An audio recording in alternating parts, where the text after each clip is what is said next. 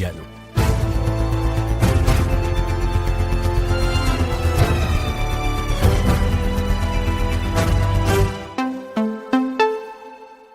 Notícias das 4, com a edição do Miguel Videira. E Miguel, o Bloco de Esquerda quer que a Procuradoria-Geral da República apure a legalidade do uso da base das Lajes pelos Estados Unidos. Nesse sentido, o partido entregou há pouco uma participação na sede da Procuradoria-Geral em Lisboa. A acompanhar esta entrega e esta diligência esteve a jornalista do Observador, Laura Figueiredo. Está agora aqui connosco em direto. Laura, boa tarde. Para os dirigentes do Bloco, é claro que foi cometida uma ilegalidade.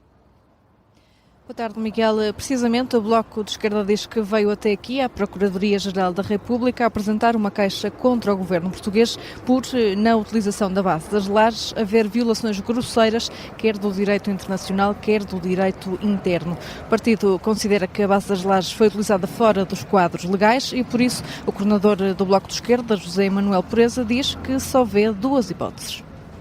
De duas uma.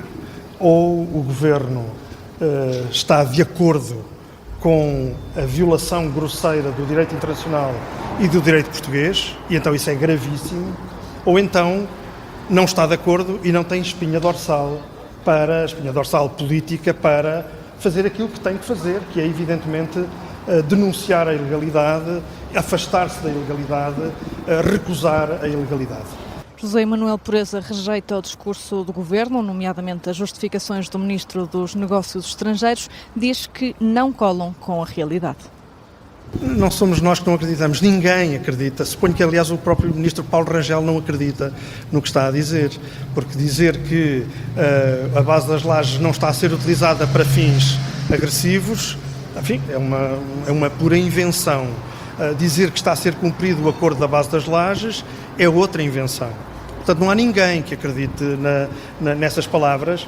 Para o coordenador do Bloco de Esquerda, em causa está uma lesão gravíssima das regras básicas do direito português e internacional. José Manuel Pureza falava aqui, na última hora, na sede da Procuradoria-Geral da República, onde veio acompanhado pela eurodeputada Catarina Martins e também pelo deputado Fabiano Figueiredo. Um momento acompanhado pela repórter do Observador, Laura Figueiredo, junto à Procuradoria-Geral da República, onde o Bloco de Esquerda entregou uma participação, quer que o Ministério Público apure se foi cometida alguma ilegalidade na utilização da base das Lajes por parte dos Estados Unidos. E o Presidente do Conselho Europeu considera inaceitável o ataque a infraestruturas energéticas. Inaceitável e ilegal, descreve António Costa na rede social X, uma declaração feita depois de Donald Trump ter ameaçado atacar instalações energéticas iranianas caso Teherão não abra o Estreito de Hormuz à navegação sem quaisquer restrições. O prazo termina amanhã.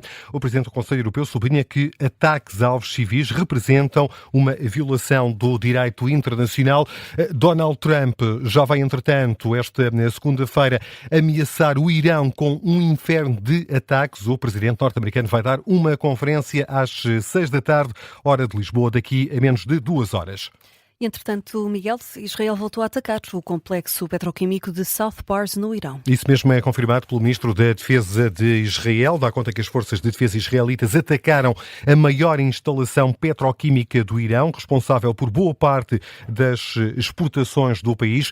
O Ministro da Defesa, Israel Katz, diz que Tel Aviv infligiu um golpe económico significativo ao regime iraniano. E um aviso do Comissário Europeu da Energia: os preços dos bens energéticos vão permanecer elevados por muito tempo. Desde logo os combustíveis.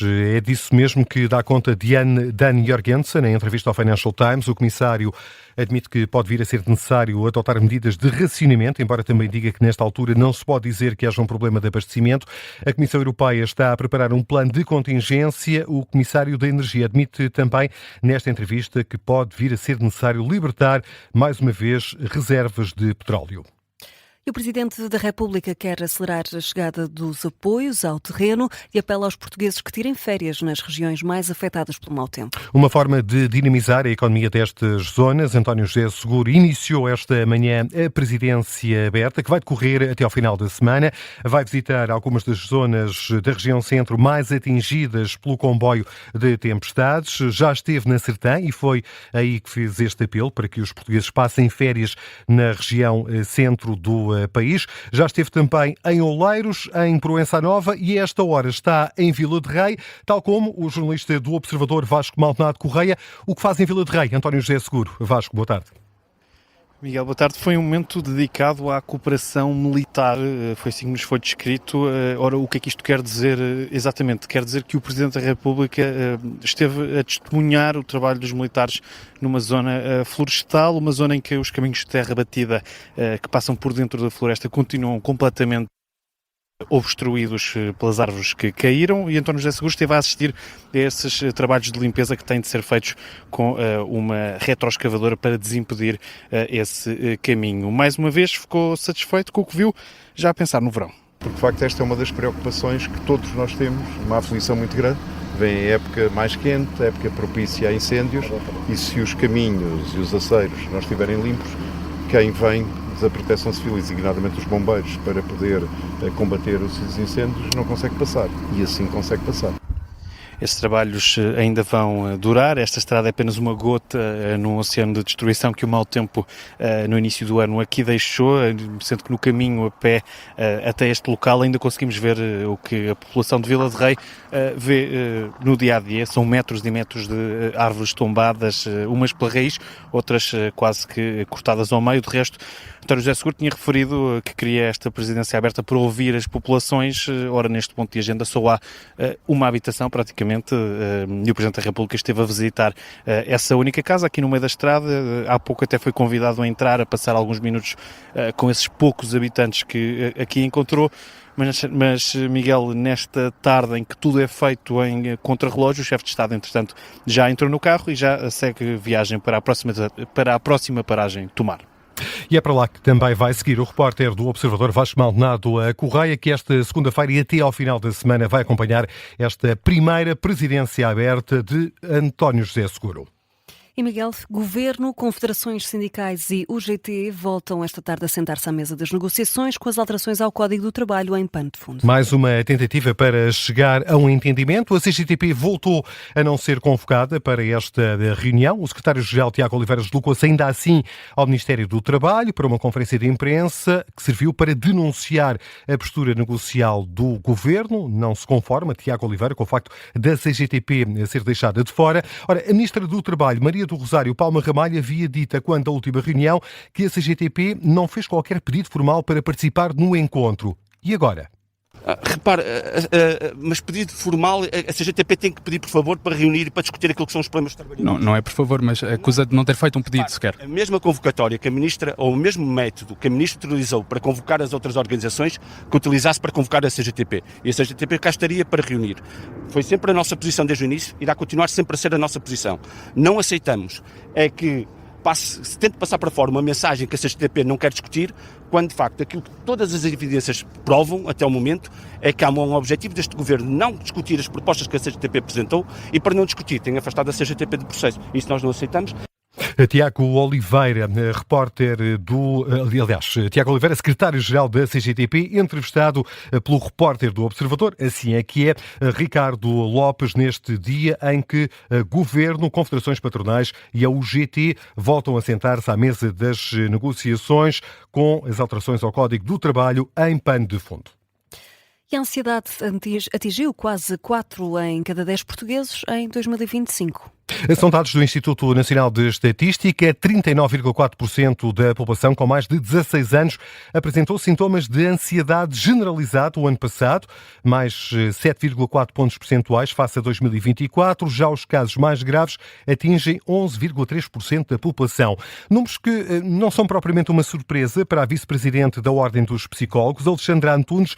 Lembra que este é um cenário que está a afetar a população de vários países devido à exposição a fatores de stress persistentes. Nós saímos de uma pandemia, começamos com uma guerra, novamente outra guerra, com todas as implicações associadas em termos sociais e em termos económicos, e esta persistência da exposição a fatores de stress, para além de todas as outras circunstâncias de vida de cada pessoa, são efetivamente um dado determinante nesta manutenção e neste aumento dos níveis de ansiedade na população.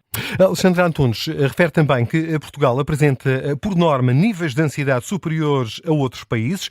A vice-presidente da Ordem dos Psicólogos aponta o dedo à falta de aposta em políticas de prevenção. Nós estamos a falhar naquilo que são os cuidados sobre primários, a falhar no alertar as pessoas para a sintomatologia, para como é que a podem prevenir, que tipo de estratégias é que devem ser utilizadas, para que estes sintomas não sejam tão graves na nossa população. A vice-presidente da Ordem dos Psicólogos, entrevistada pelo jornalista António José Soares, defende a adoção de políticas intersetoriais que olhem de uma forma interligada para a saúde, trabalho e educação, de forma a melhorar o sucesso no combate a este fenómeno da ansiedade. Miguel, antes de fecharmos este Jornal das 4, vamos a outros temas que marcam a atualidade. Foram canceladas as viagens marítimas entre a Madeira e o Porto Santo na próxima quarta e quinta-feira. A decisão da Porto Santo Line, que tem a concessão da travessia, fica a dever-se ao agravamento das condições meteorológicas. Há de resto um aviso amarelo e laranja do IPMA, o Instituto Português do Mar e da Atmosfera, devido ao vento forte e à agitação marítima entre amanhã e quinta-feira. Uma figura de referência na história da música. É assim que o Presidente da República descreve Álvaro Cassuto, maestro, compositor, divulgador da música clássica, que morreu hoje aos 87 anos. Fundou a Nova Filarmonia Portuguesa em 1993, esteve na fundação da Orquestra Sinfónica Portuguesa em 2002, criou a Orquestra do Algarve, foi diretor artístico da Orquestra Metropolitana de Lisboa, teve também uma carreira internacional de referência. Dirigiu a Orquestra Sinfónica de Londres, a Filarmónica da BBC, a Orquestra Nacional de Espanha, Royal Scottish, por exemplo. A Ministra da Cultura também já vai enaltecer a excelência musical do maestro Álvaro Cassuto.